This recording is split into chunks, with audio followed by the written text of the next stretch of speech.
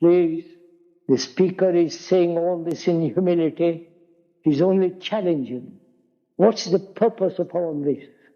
Is life's purpose merely to earn money? To be married, house, power, position? Is that the purpose of your life? And apparently it is. That's what you're all being trained for. That's what you want. And if you're dissatisfied with that, then you invent a purpose. Purpose is to find God or some kind of imaginative illumination. Or if that doesn't satisfy you, you take to drugs, drink, and all the rest of vast amusement. And one wonders if you have realized what the entertainment industry is doing to you. There's not only the religious entertainment, going to temples, puja, and all the circus that goes on around a temple, or a church, or a mosque. Please don't get annoyed. We're just pointing this out. And what is the purpose of all this? On earth we have lived for 40 to 50,000 years. Please realize this. We have evolved. We have gone through great many years, laughter, pain, anxiety, and yet we remain what we are.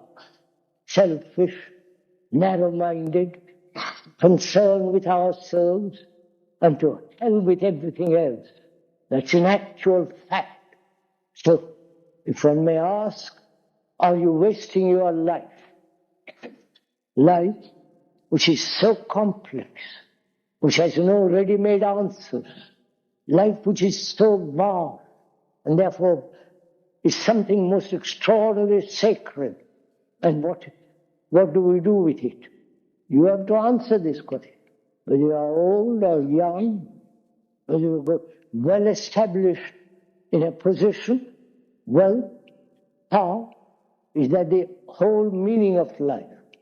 And if that is the whole meaning of life, which is to have knowledge, knowing that knowledge will always be limited, therefore thought will always be limited, and therefore divisive, therefore bringing about great conflict in oneself and therefore outwardly, externally.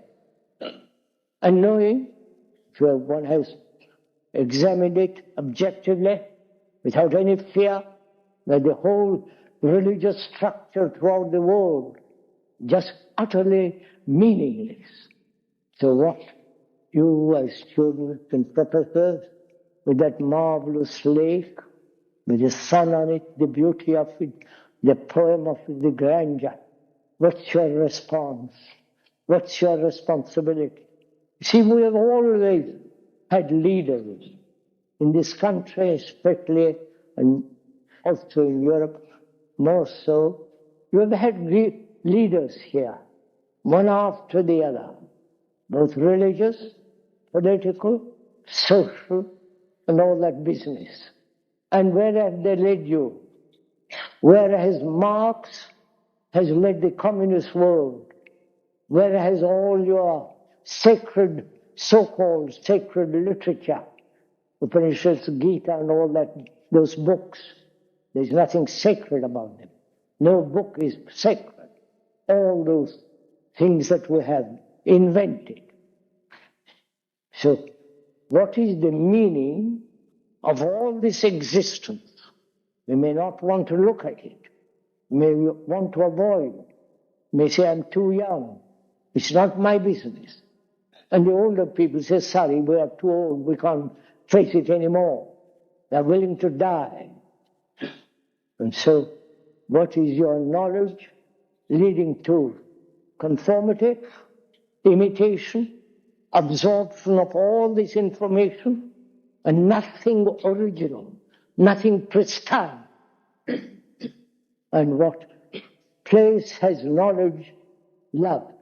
Is not knowledge the enemy of love, the destroyer of love? Would you please consider this? You give a about 20 or 30 years to acquiring in the acquisition of physics, linguistic experimentation with biology, sociology, with philosophy, psychoanalysis, psychiatry, and so on.